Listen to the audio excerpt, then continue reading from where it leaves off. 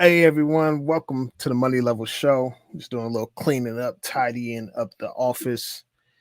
I'm not gonna be on here long because today is my daughter's birthday, 1 years old. So if you all want to donate, to her college fund, be sure to hit me up down there if you're feeling generous.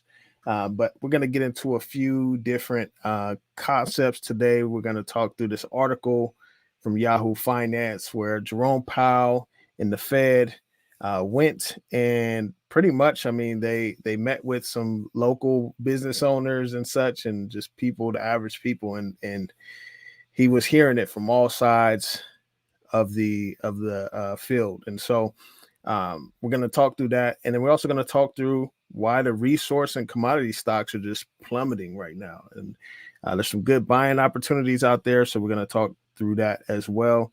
So we're going to kick the intro, then we're going to get back to it. Thank you for being here.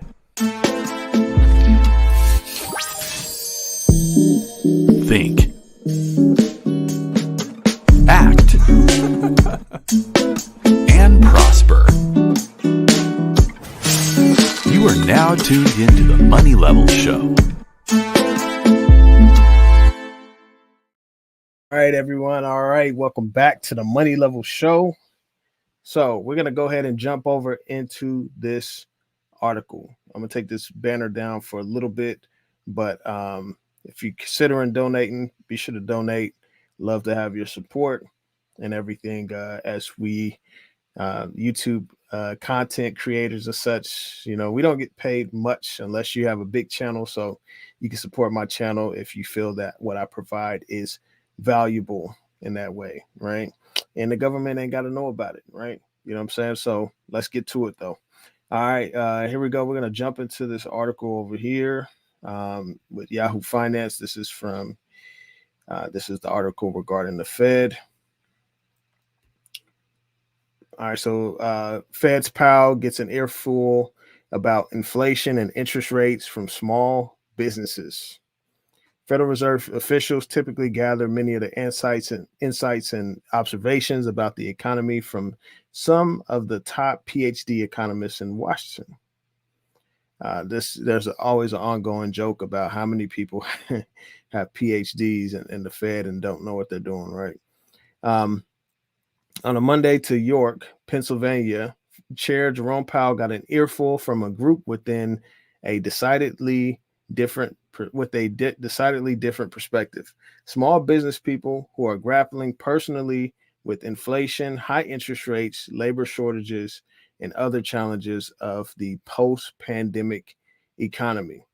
So Fed Chair Jerome Powell is going to hear directly from the people because often they make these policies and they don't really hear much of the from the average person that is working day to day or trying to run a business. I mean, they're considering what they have to say like late in the game here. Not to say that they haven't done it before, but it seems pretty late in the game. But that's just how it works, right? He's going to listen to his PhD buddies and the politicians before he hears the people that are actually working and trying to do good for themselves. So that's what that is. So anyways, Powell, along with Patrick Harker, head of the Federal Reserve Bank of Philadelphia, traveled to York to learn about the efforts of the longtime manufacturing hub where York peppermint patties were once made to diversify its economy. The business people they spoke with were generally optimistic, but expressed a range of concerns. They are still having trouble finding all the workers they need. Higher interest rates have discouraged some of them from expanding, and higher costs and a chronic difficulty in acquiring enough supplies have persisted. So you have these competing things. So like you have the Fed trying to fight inflation. They can only reduce demand by raising interest rates and quantitative tightening, right? But here they're saying that they're not really getting inflation under control. They're saying that, okay, they're the higher costs and chronic difficulty in acquiring enough supplies.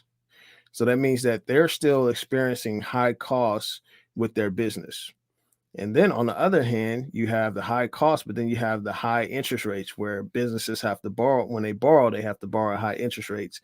And this is discouraging some of them from going into the marketplace or going into the banks and borrowing so that they can expand their business because they don't want to be tied into a super high interest rate to where it's going to suck a lot of their capital out. So it says, we were a little blindsided by inflation, said Julie, co-owner of, I'm going to try to pronounce that, Orchard and Farm Market, who spoke to Powell and Harker at the Gather 256 coffee shop while the two Fed officials conducted a walking tour since the pandemic struck more than 3 years ago. And she said, predictability is just gone. It's very hard to operate a business without predictability. They don't know if the Fed's going to keep raising rates. They don't know if they're going to lower rates. They don't know what's going to happen with inflation. So they're just having a really tough time with that. Keene noted that her parents had experienced high inflation when they ran the business back in the 1980s, right? Talk about that all the time. But the company was much smaller then and had no employees. As a result, her father said, I don't have any wisdom to give you. Dang, her father ran the business when interest rates were sky high and they have no information to give her. Dang, that's kind of sad. But it is what it is. The circumstances were different then. Hey everyone. So if you're joining me today, be sure to drop a comment down below.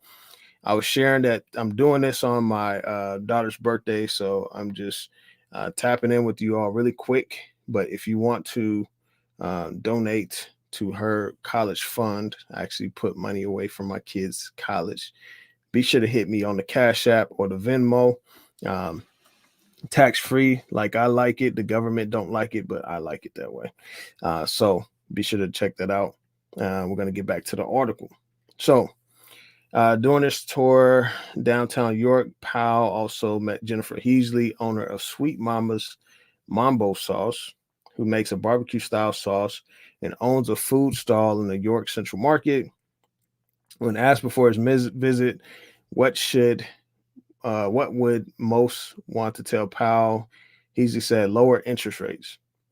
Heasley said she is paying much higher rate now on her credit cards, which she sometimes uses to fund her businesses. So she's clearly saying like, hey, the interest rates are hurting her business and she's having to pay a lot more money to the bank. So they're hearing from the regular people, and it seems like there's some disconnects there. So they're talking a lot about they're going through child care centers and many other stuff. But let's go ahead and get to the markets. Powell got his share of his dose of his earful today. And so we're going to jump over to the market. So the natural resource and the commodity stocks have been getting killed. Not every company. I mean, some companies are still pretty solid, but I was looking at my portfolio today and some of these stocks were just like down. So I talked to a source of mine who is in the junior mining space, and he said that that he had to cancel some trips. Like they were supposed to have some trips to like Europe and stuff with his workers. They canceled it because they are having a hard time getting liquidity in this market. So he's cutting back on costs and things of that nature. So, and I talked to him about one of the conferences coming up, and I said, "Hey, are you going?" He's like, "No, we're not going because I'm going to have to spend, this amount of money." And right now, many people aren't really investing in the junior resource space. And so we talked about on my recent interview with Jay Martin how Rick Rule is cutting checks to these businesses, and he's actually acquiring shares for dirt cheap right now. And so so that's a high risk reward situation. So we're going to jump into some charts today just to look at some of these stocks. because yeah, I mean, it's very good to know what opportunities are there. Um, be sure to check that Cash App out if y'all want to support your boy, um, and bless my daughter for her birthday. All right, so here we go. Charts. So this is Ridgeline Metals. Um, my guy Chad Peters is coming on this week. But as you can see, I mean, his stock hit 77 cents, close to 80 cents. Um, back in, this was what, 2021? Yep, 2021. So someone bought this stock up here. Reminds me of Bitcoin. And the stock is now at 15 cents, a little less than 15 cents. Um, and the stock has just been getting killed, right? So I mean, right now is a good buying opportunity if you have capital. Like, you can go in and buy these dirt cheap. And I mean, obviously the people here, I mean, they bought them when they was pretty high. And so he mentioned, like, a lot of companies are struggling to get capital right now.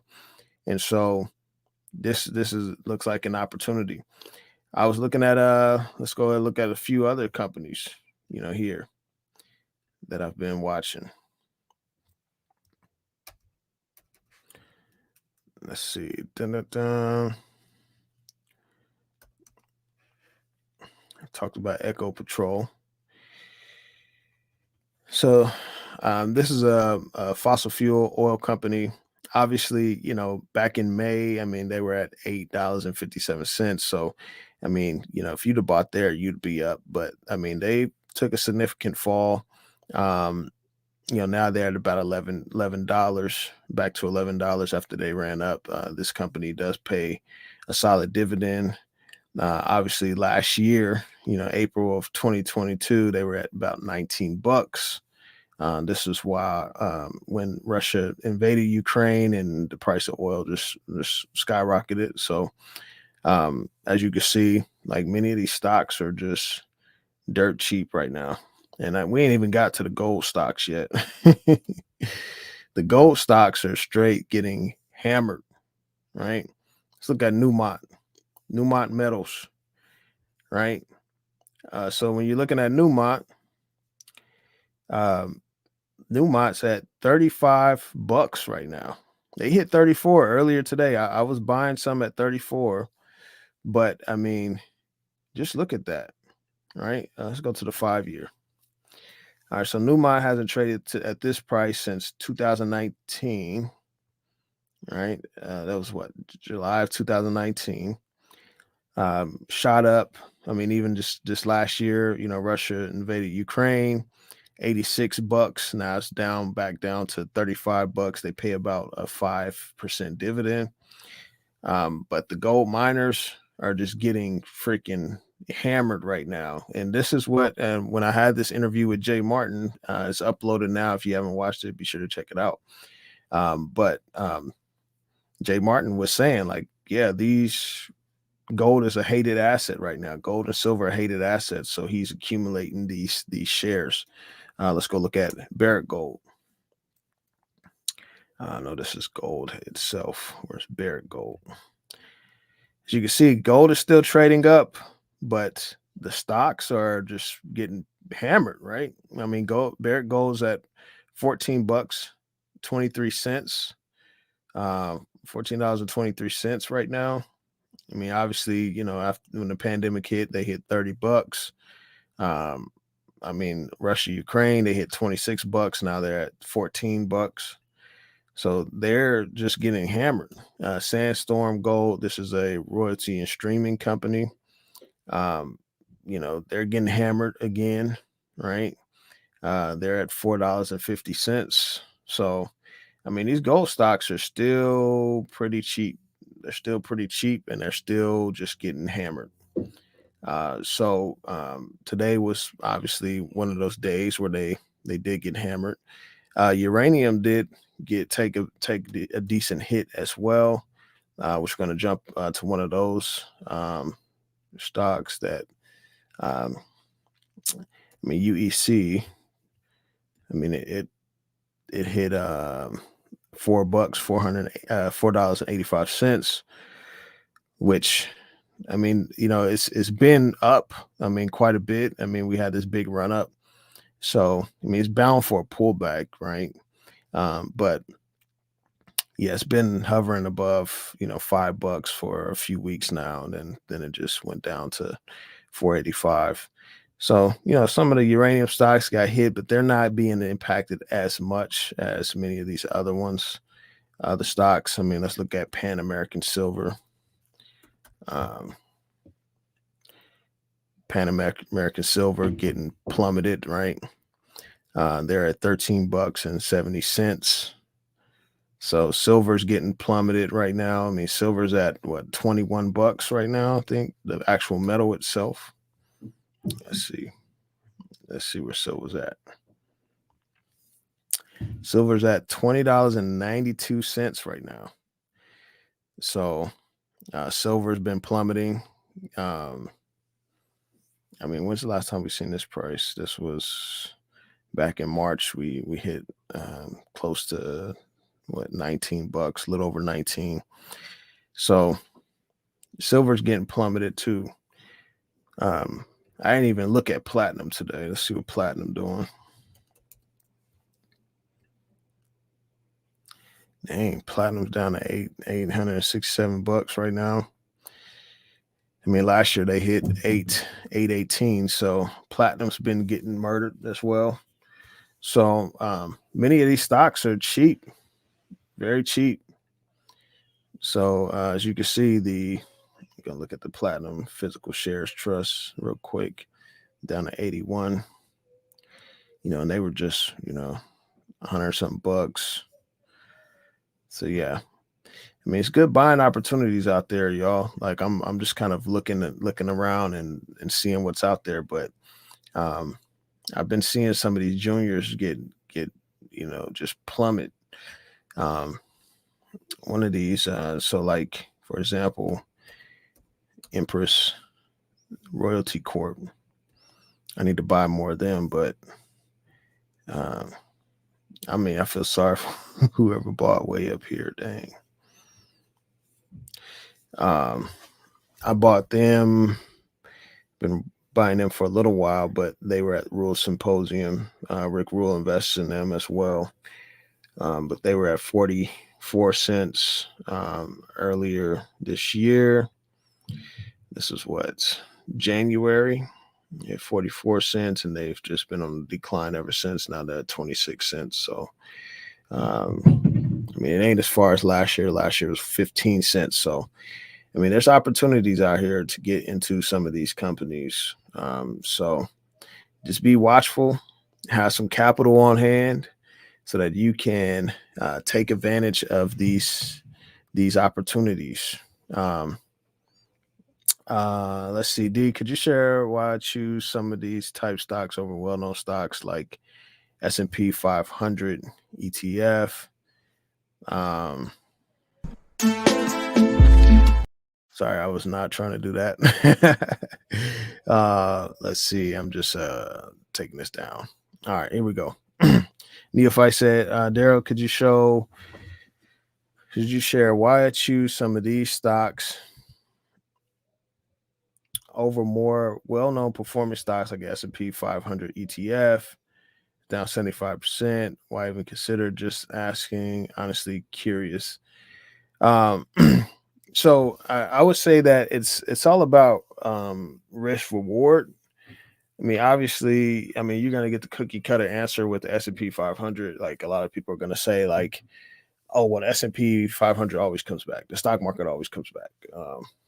And for me, like I'm very bullish on commodities in general. So I think that the risk reward is that you can easily get a 10, 20 bagger from some of these junior resource companies. So that's what Rick was saying when I interviewed him at his symposium. He was saying like when you're investing in these junior resource companies, like some of them go bust, right?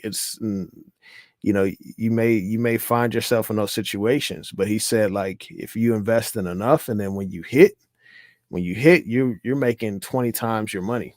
So that's one reason why, is like, the risk reward of it. Another reason why, which we're going to get into this as well.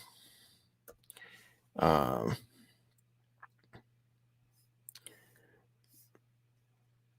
this is, let me find it real quick.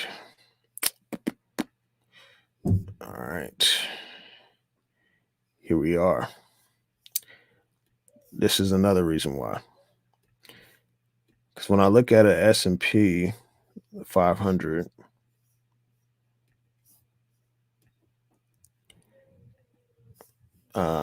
S&P is only 4.42% in energy, and I believe we're in the commodities bull run.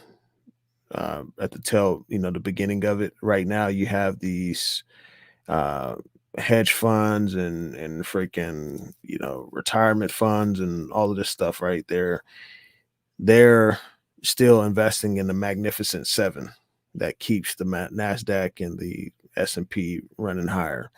Right, but I think, we have a huge supply shortage. When we go through the fundamentals of oil inventory, in the interview I did with Josh Young, Rick talks a lot of this stuff. We jumped in some of the charts.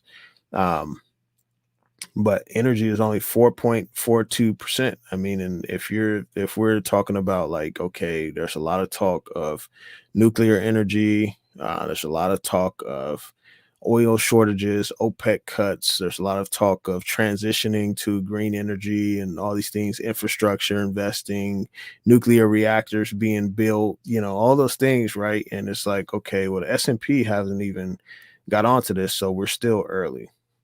So I'm gonna invest in what's cheap. Also, I mean, there's, in the S&P, like, you can't control, like, what companies are in the S&P, so that's why I don't really touch ETFs as much. I mean, I may do like a small ETF portfolio or something, but um, the S&P, I mean, their stocks, I mean, we could look at some of their stocks. Let's see. Uh, Top holdings, Apple, these are the Magnificent Seven, right? Apple top holdings, 30, almost 31% of their total assets. And Apple, Microsoft, Amazon, Nvidia, Google, Tesla, Meta, then they got 1% in Exxon and 1% in Berkshire Hathaway. So now when we looked at this before, right? Nvidia is at 108 PE ratio. So for every $1 of earnings, you're paying $108. So you times that by 4.13. That's where you get the $447 price.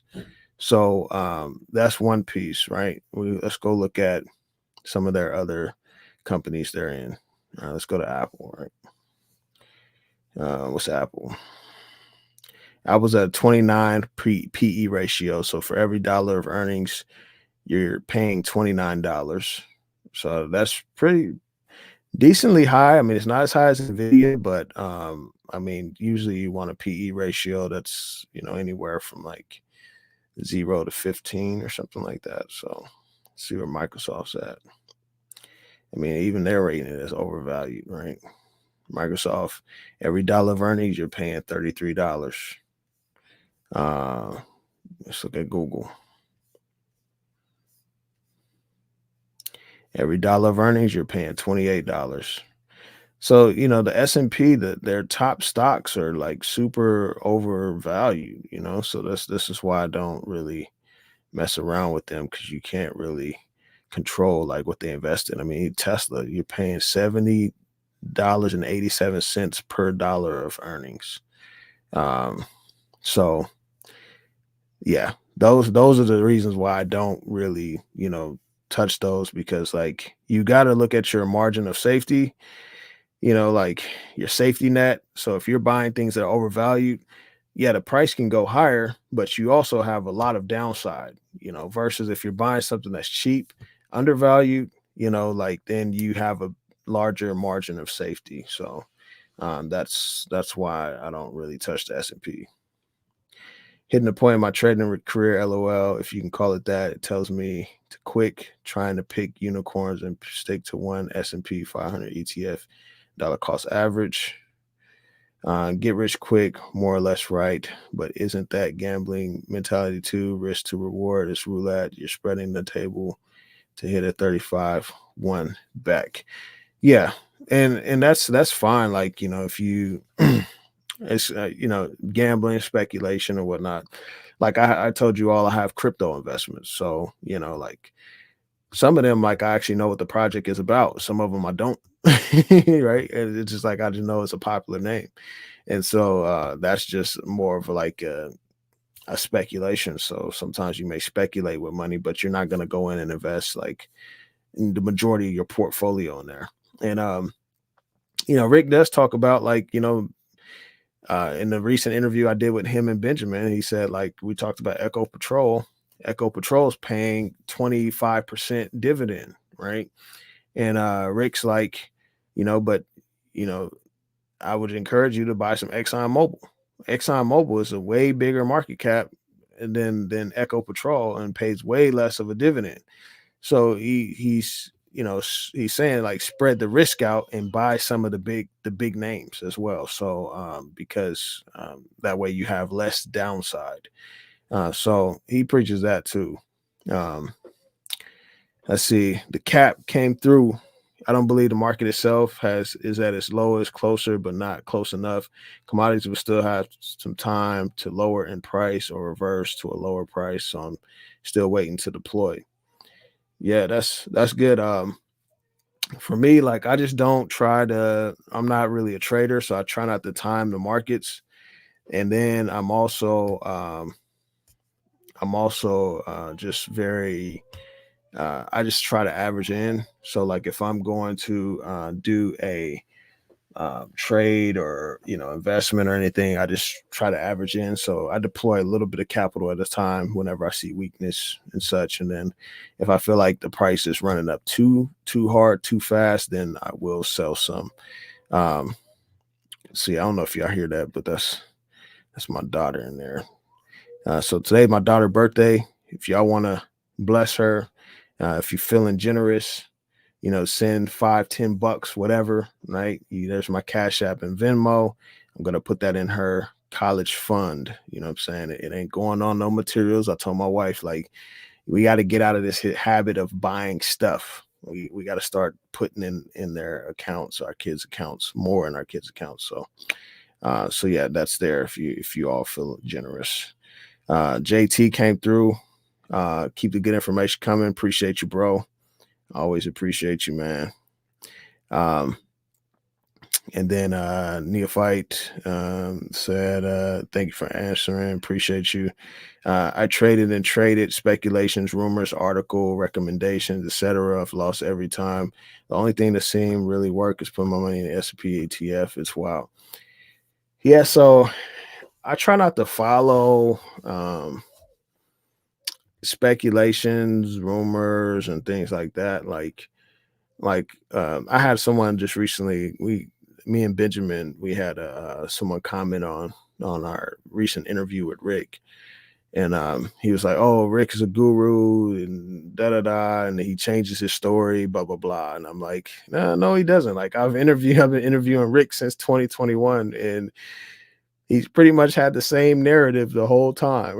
Right? So I'm like, what are you talking about? Like, I mean, maybe he misinterpreted something he said on some other interview, but every interview I've done with the man, like it's been the same. So yeah, I think this run is in a I think it's a longer term bull run. I think that it's going to take years to play out. When you look at the charts of uranium, like the thesis was there for years, like the deficit was there for years. And then you get to 2003, like you start to see these run ups, and then it tops out in 2008. So I just think that this is a year long process. I don't think it's something that's gonna happen overnight. So you have to be patient and you have to have a strong conviction on what you're investing in. Because for me, like I have a super strong conviction. Like I'm like thinking of it like, okay, all these politicians want to pass these policies, want to invest in this space, want to transition to clean energy. They have all these plans.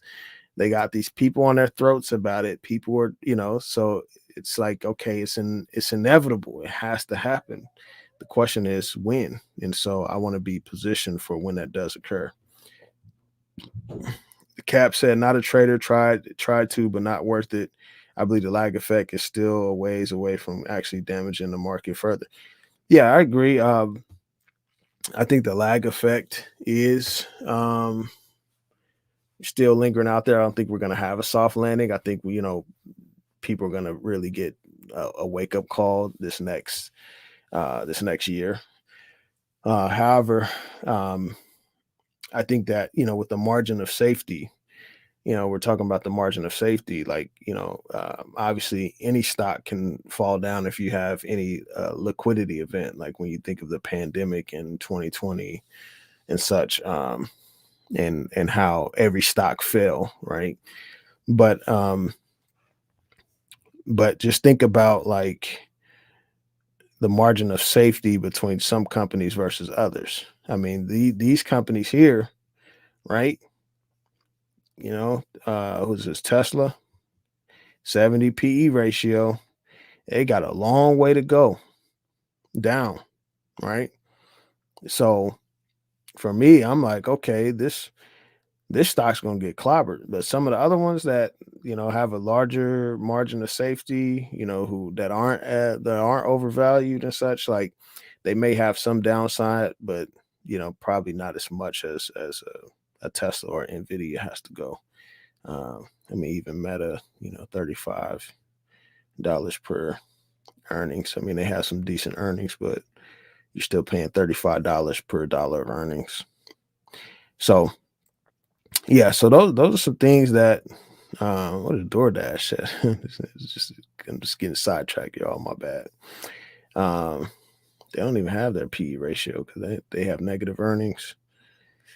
I see that. Yep. So yeah. So that's pretty much, I mean, my take on that. I just think that you can obviously um let's see, we got some good content coming on. The cat, what do you do for your retirement account if you don't trade? The cap said wealth is built on time. Learning to be contrarian will get you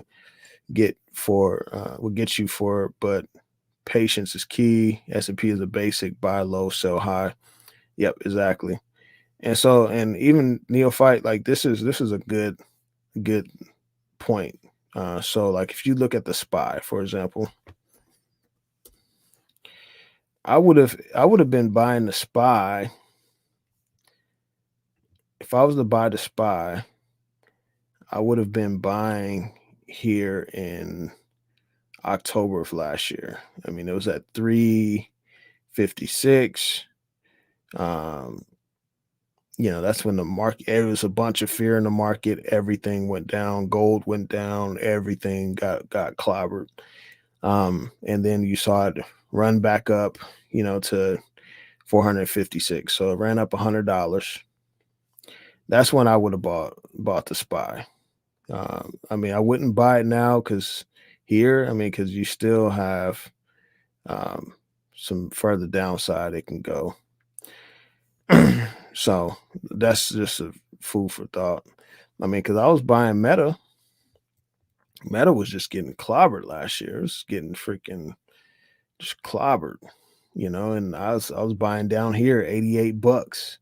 I was so mad I didn't keep it.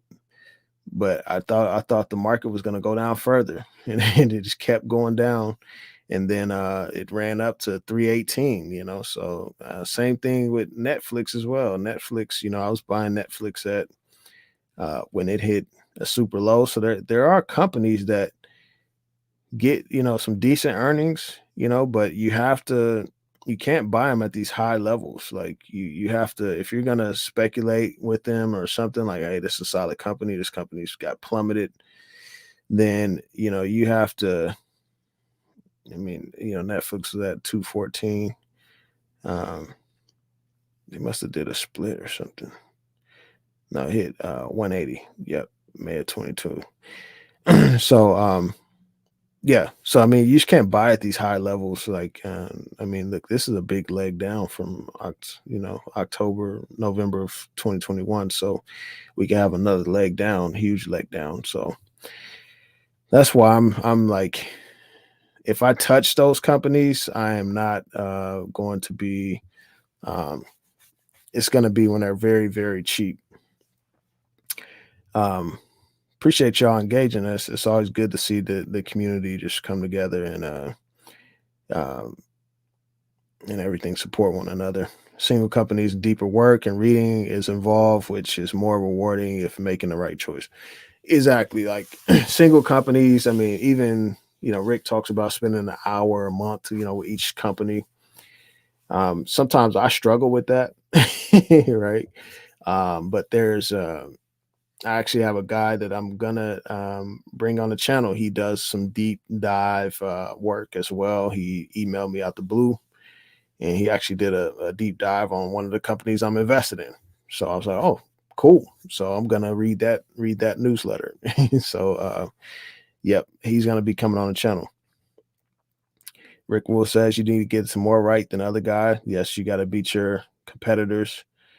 Um, it's a picture of me like this with a gray t-shirt on. Um, yeah, it's a picture of me with a gray t-shirt on. Let's see if I can find it.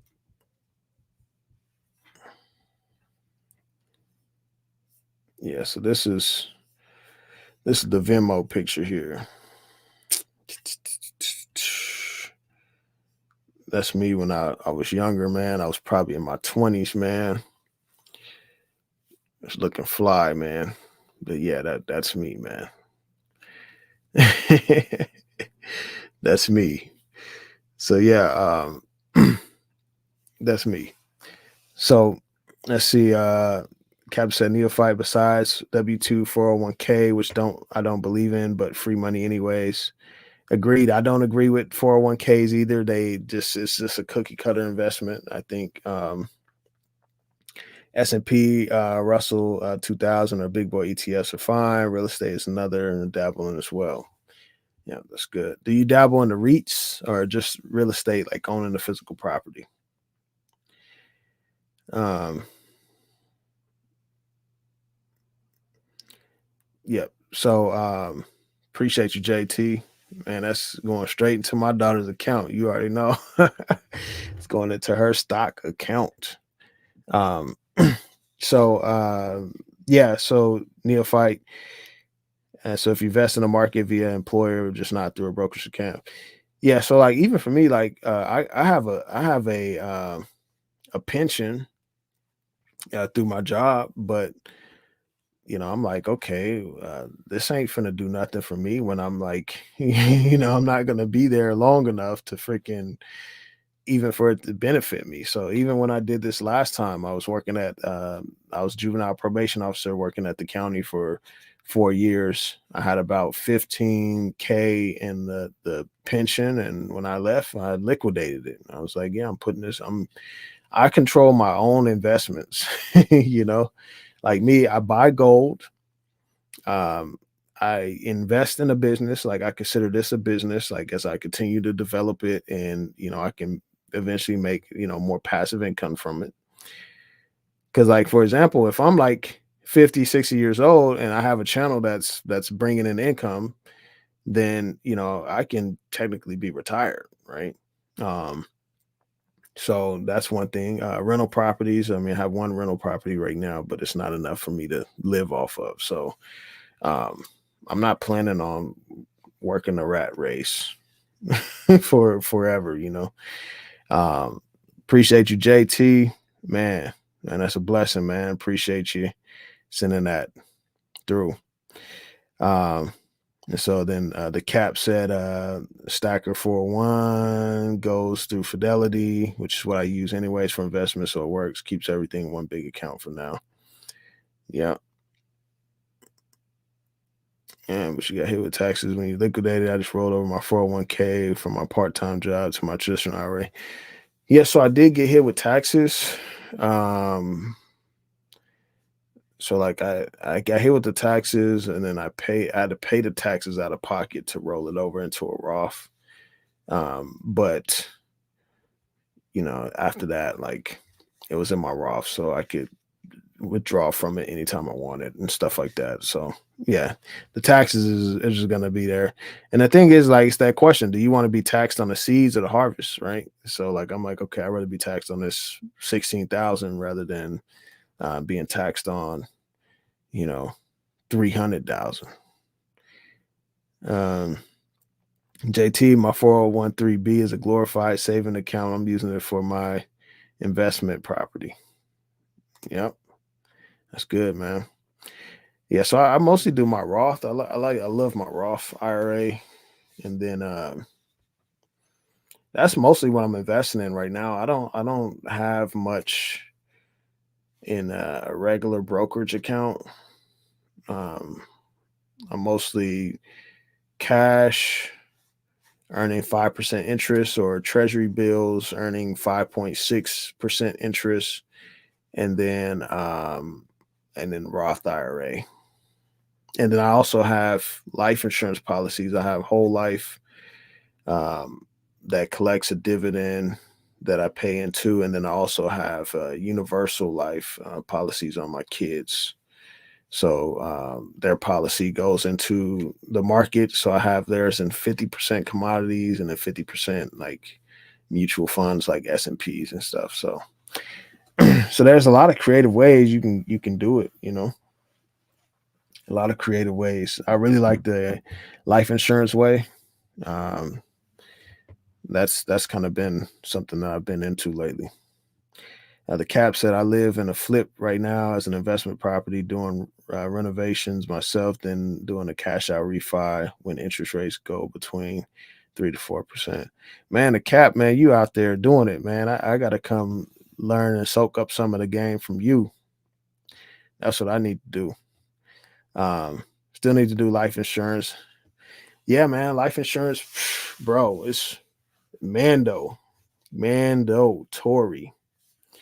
Obviously, the older you get, the more expensive it's going to be. Which is, I'd signed up for a term life 20-year back when I was 27. I was like, okay, by the time I get 47, this will expire, and then I want to be self-insured, meaning that I want to have more money in the assets than the policy amount will cover. So, for example, if I'm like, um, let's say, if I'm 47, my house is paid off, and I have 400 grand in assets. I don't need a life insurance policy at that point. And I have money working for me, and I'm bringing in other income, right? So that's the goal, to be self-insured. But I think I may be a little bit farther from that goal than I thought. And so I'm already 35. I got this policy when I was 27. So 8 years had already passed by. So I was like, okay, let me go ahead and convert to a whole life. So right now I'm doing a whole life policy uh, in addition to a term life, and then it pretty much just stacks away. So stacks away in an account. Uh, so yeah, I was just reading your comment, Mando, jailhouse term, LOL. Yeah, man. It's actually funny. My good friend, he shot. So it's a friend of mine. He's from Oklahoma City as well. He's shot videos with me and stuff, and we've done songs together. But he shot the video for an artist named Stupid Young. He's a Korean Crip rapper out of, I think, California, and then Mozzie, and they had the song called Mando. So yeah, it was pretty interesting. Just my friends shooting this video that ended up getting like 20 million views, or I don't know how many million views it's at. It's probably at like way more than that. Let's see how many million views it's at.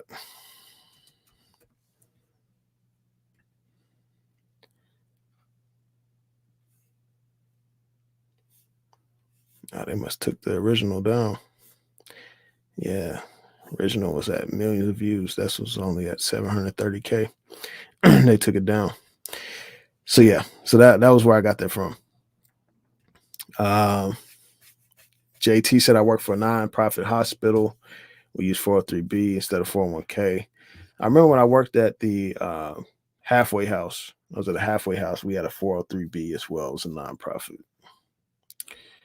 About to start small gig too with the wife too. LOL. Hey man, you got to get it how you can, man. You got to have. Yeah, exactly. We got to get it how we can, man. You know. So, I mean, the big thing right now is paying down debt for me. I got to get this debt paid down, paid off. I want to be debt free. That's if I'm debt free, I think I was tempted to sell my house this year. I was tempted to sell my house because if I would have sold it, I could have been absolute debt free. My issue that I had though was like, okay, I'm at a 3.125% interest rate. And right now it's cash flowing, passive income. But um, but yeah, it was like, okay, well, I don't know. I was in a hard position. It was a hard one. I almost did it though. Um, try to make it easier on you. I hated using multiple organizations, as you said, pain in the tail. Yep, yep. So yeah. Well, all right, y'all. Appreciate all the donations going to uh, my daughter. It does go to my daughter. I'm ethical in that way. I'm gonna put it into her stock account. Probably invest in some dividend payers and um, activate compound interest. She's one, so I'm like, hey, like she's one. If I keep this up, like she's gonna be by the time she's 18, she's gonna have a nice lump sum. My son, he's 14, and I'm just getting in the habit of like putting away for him. I mean, we have precious metals for them and stuff, but I have to put more in his account because he's older, and so and then he's 2 years he's gonna be freaking driving and gonna want a car and stuff. So it's just gonna be more money, more problems. More money, more problems, y'all. JT said you can't get a 3% today's market. Exactly. That's the reason why I have not sold it. I was like, I don't know if interest rates are going this low again, or it may be a while before they do. So I didn't want to sacrifice that. I was telling my mother-in-law, like she got her crib, she's at a 3.2, and and she was like trying to sell her crib and get another one and stuff. And I'm like, you tripping? Like you gonna sell your 3% interest rate on your house that you pay a $2,500 a month mortgage on a 4-bedroom house on an acre. Um, and it's like 2,500 square feet. I'm like, you're gonna sell that and get this house at an 8% mortgage, and your mortgage would be over $4,200. I'm like, no, you're tripping. You're tripping. Um, yeah, sell and live in an apartment. LOL. I know some people have done that and they're still waiting to buy again. Yeah, that's like my son's mom did that. Her and her husband, they sold their house. They were in an HOA nightmare situation. They cut down the freaking tree like George Washington with the cherry tree. And and the HOA got on them, and they got into a very heated, you know, uh, scuffle and stuff, and it almost turned violent. And they were like, "We need to get out of here." So they got out of there, and now, I mean, they're sitting on some cash from their them being able to sell the home because they bought the home like pre-COVID, like probably like 2017 or something like that. So they had a lot of equity in it. So they sold it and now they just waiting it out. Like they waiting it out, and renting, waiting it out. So, uh, but they don't want the 8% mortgage. Nobody wants that. Nobody wants that 8% mortgage. Also, you all, if you all have not considered yet, I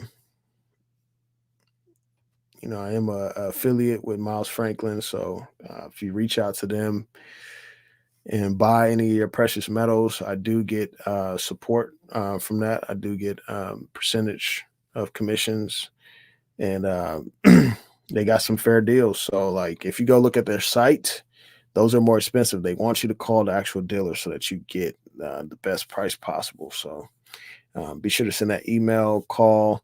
Precious metals are down, gold's down, silver's down. So this is a good opportunity. Premiums are down, good opportunity to stack some more metals if you have the capital. Just be sure to tell them that Daryl Thomas or the Money Level Show sent you, and I will receive credit for your purchase. So, all right, y'all. I'm about to head out. It's good chatting with y'all. Love to see the community and everything. Thank you all for supporting my daughter on her birthday. Really appreciate that because she's young, and I'm just like, she's a daddy's girl now. I'm like, she's daddy's girl, 1 year old. I'm just surrounding her with love and protection and everything. And so I just want to see the best for her, all my kids, but today's her day. So celebrating that. So, appreciate you all for, engaging, donating. And then, I'll catch you all soon. Be sure to catch the Jay Martin interview if you haven't checked it out yet. I did mess up on the audio. The freaking audio was, um, this terrible. Um, but yeah, this is what it is. Thanks, man. Appreciate it. I love this, this chatting, just like, let's connect, you know what I'm saying? Like, I just love connecting. Um, and so, yeah, it's appreciate that. Appreciate you tuning in. And then my guy, Max, man, appreciate you, bro. Most def, same to you, man. Hey, man, if you want to donate to my daughter's first birthday, man, I got the Cash App and the Venmo up. So appreciate you, man. See, we got some, oh man, everybody coming through, and I'm about to dip out, man. Let's see what is going on here. The Gatekeeper, what's up? Jews started the slave trade, Jews funded Christopher Columbus, Jews killed Jesus. Okay, what does this have to do with what we're talking about on the chat? Where'd you come from? Are you subscribed to me? Hit the subscribe button if you ain't subscribed yet. But yeah. Okay. Appreciate you for engaging and coming on the channel. Gatekeeper. Man, appreciate you. Neophyte. Neophyte.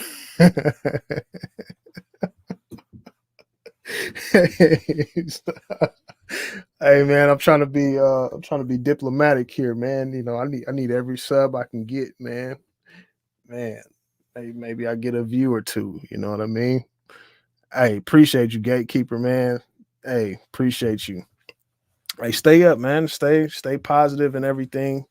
You should take care of your mental health. I mean, like, it's easy to go down these rabbit holes of all these different possibilities and stuff. Like, I've been into a lot of different I'm not saying what you're believing in is conspiracy, but I've been into a lot of them, over the years, and I had to kind of just, learn how to balance everything out.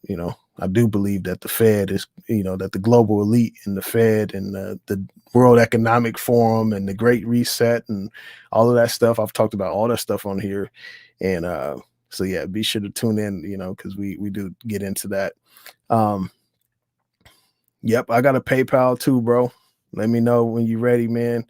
I'll shoot it over to you, my email. I see you, Cito. Appreciate you, bro. tuning in, man. Let's get it. Levels gang. Yep.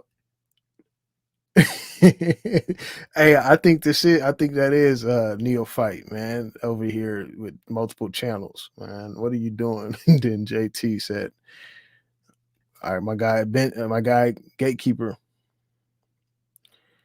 Let's see, Benjamin Nyantu, we would leave America in a state of apathy. It would be the largest welfare state. It's the golden calf. We will suck it dry and leave America as nothing more than waiters and bookkeepers. Hey man, that's that seems like where we headed, you know? Like, I mean, if things don't change, the trajectory we're on with the amount of debt, the amount of like the deficit and everything, like I wouldn't put it past that, you know. So you have a good point there, sir. Uh let's see. Did you see the debt clock website recently put on this website? Check that out. I'll text you. Let's see. Let's go look at the debt clock right now. Let's go look at it, y'all.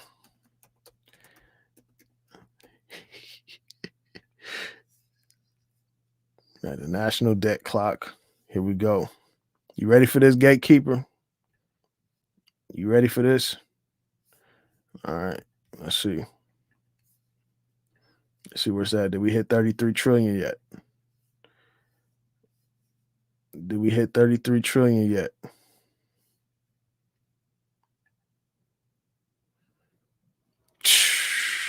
Dang. Was this part of the government shutdown or what? Like we hit 33. Like I swear I just looked at this last month. We was at high 32s. Now we're at almost at 33 and a fifth. So dang, the budget deficit is at almost 1.8 trillion now. I think part of this, and I don't know if part of this is like, did we send some extra money to Ukraine? I know that was part of it.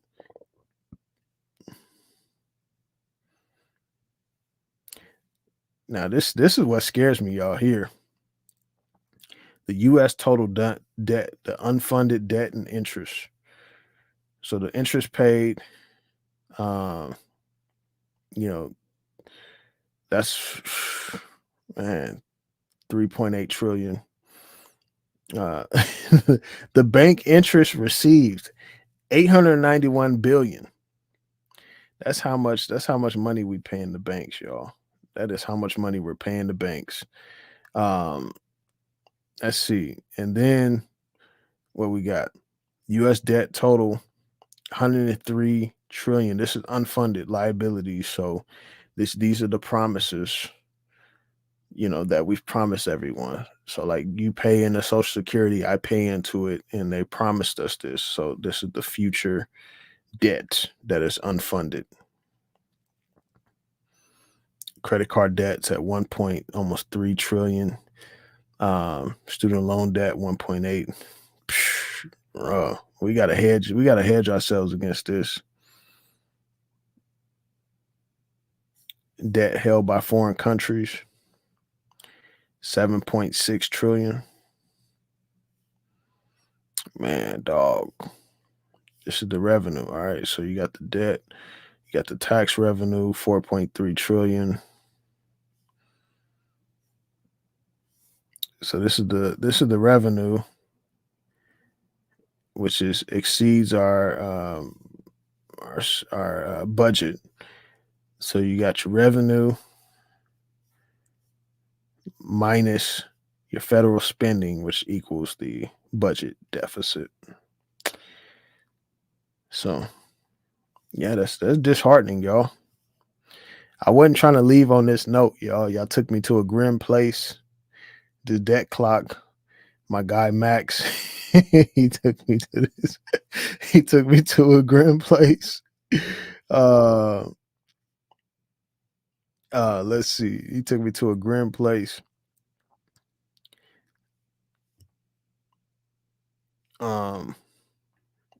The gatekeeper came out. Read the boom.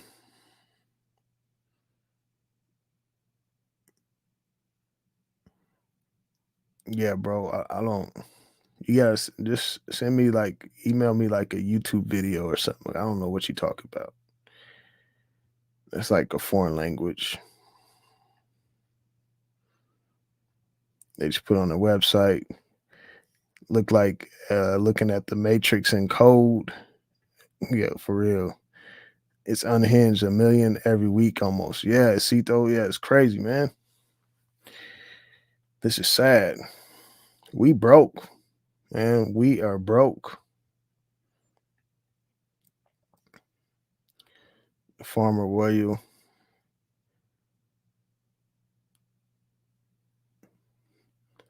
Yeah, bro. Send me some books or something so I can consider reading. A trillion every week. Yep. Yeah, send me some books, Gatekeeper, man. I appreciate you engaging with us and everything. It's a little off topic, but I mean, maybe you giving us a warning or something about the end times or something. They just get another loan. No worries. Daryl, is debt increasing while the money supply is increasing? I'm asking to be sure. Credit crunch is coming. People aren't borrowing and banks aren't lending. A credit crunch is coming. I know that. So what's happening is the Fed is tightening. So money supply is reducing, but the government is still borrowing um, money to fund these liabilities. So the government is, like we just passed the freaking, uh, the government shutdown bill, and then, I think we sent some more money to Ukraine and things of that nature. So, yeah, the Fed's tightening, the government spending. So they're just kind of counteracting each other. And yeah, so that's what's happening. But, definitely a credit crunch. I think a credit crunch is going to come for sure. Cito said nothing but physical. Hey, so I've been buying some well, actually I've been buying physical. I just bought two gold eagles. Uh, this is just some platinum and stuff in here. But platinum is some little freaking half ounce or half gram gold. But I did buy some metals recently. Let's see what I buy.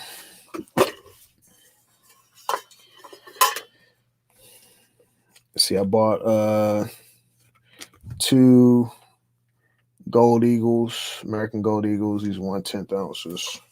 Since the premiums came down, found a local coin shop. Got some junk silver here, some quarters, and some dimes. The dimes he was selling for like $2 a pop. So that was pretty good.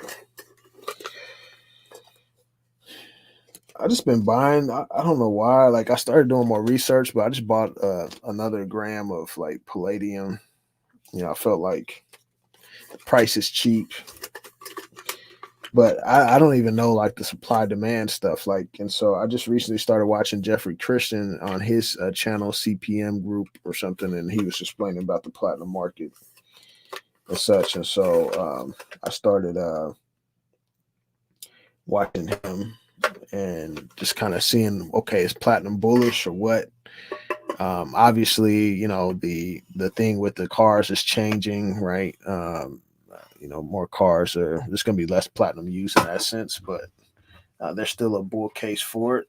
He's projecting that right now there's an oversupply of platinum, which is why the price is down. When there's a deficit, the price goes up. So, yeah, most likely coming. I would agree with that, sir. Look up the book. All right, gatekeeper. Okay. All right. So now you're actually appreciate the gatekeeper. Yeah. Now that makes a lot more sense. In terms of, yeah, I'm gonna look that book up. I do want to know how do you find your how do you vet your authors and things of that nature. Because sometimes people just put some crazy stuff out there. Me, a lot of times, what I do is I look for scholarly articles and reviews. So, like, say, like, if someone puts a book out, you know, say it's a history book, and then you have people that other historians that either verify what's being said or they challenge what's being said. And so, like, usually the scholarly reviews have to go through a very extensive process, and you're able to see both sides of that coin. So, like, if one historian is putting something this way, you're able to see, like, okay, is there a counter argument? What are the discrepancies? And then you're able to make a decision of, like, okay, this is what I believe. So I was kind of wondering, if you um how do you vet your authors of the books you read? Thanks, Neophyte. Yeah, it's coming in the next 3 months, maybe. Yeah. So we gotta be getting cash, y'all. Cash. You gotta have liquidity. You can't be a capitalist if you don't have the capital, right? You can't be. All the debt belongs to Robert Kiyosaki. Hey, that's funny. That's true. That's true. um, he's very wealthy. I was honestly, I mean, I could probably I want to try to get Robert Kiyosaki on the channel at some point, but we'll see. Let's see. Um, it says doesn't matter. Read his book, Nothing But Facts, and I'm Not White. It does matter. It does matter, gatekeeper. If you're going to, like, put out information, like, let's say I was to go and say something didn't occur in history. If I was to go and say, like, blah blah blah didn't happen in history, right? Then, and some people may choose to believe me. They may be like, "Oh yeah, he makes a good points. This is the truth," right? But I'll have to also, like, answer to, like, all the other historians and and people that check me or oppose me of what I'm saying. So I think it does matter. It's just like when you're seeking truth, like, I try not to seek information that confirms my bias. I try to, like, hear both sides of the coin. Um, so, like, I mean, many people know, like, I'm a Christian, so, like I look at the other side of the coin.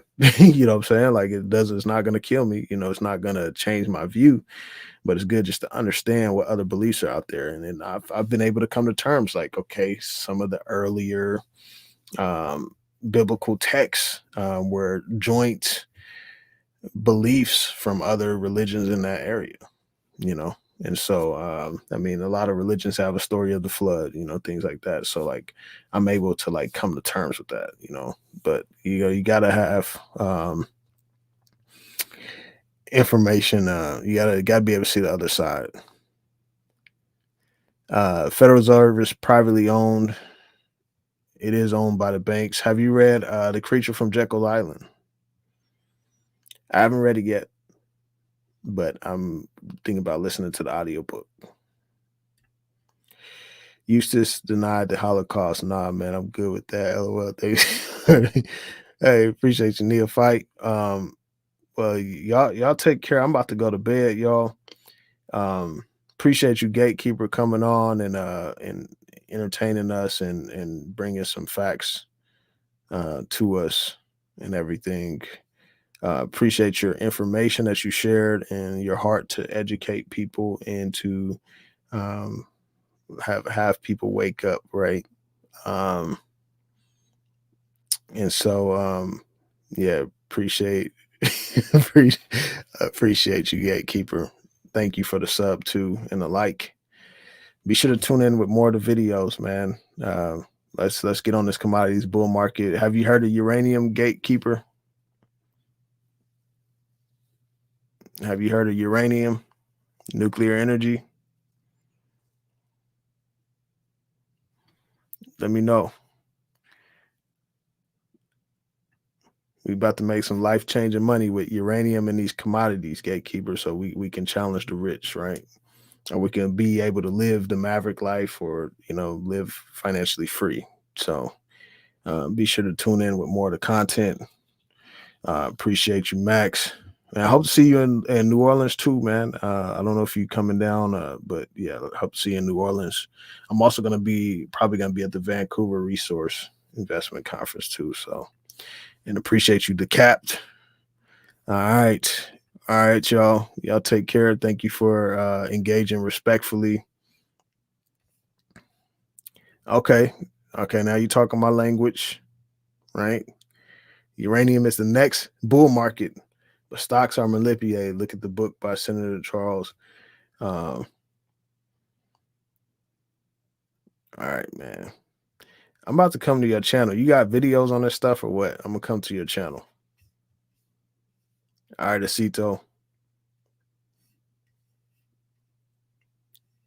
Yep, yep. So Vancouver and New Orleans. Vancouver's in January next year, and then New Orleans, coming up in November. So, all right, y'all. Peace out. I'll talk to you soon, Gatekeeper. Peace out, JT.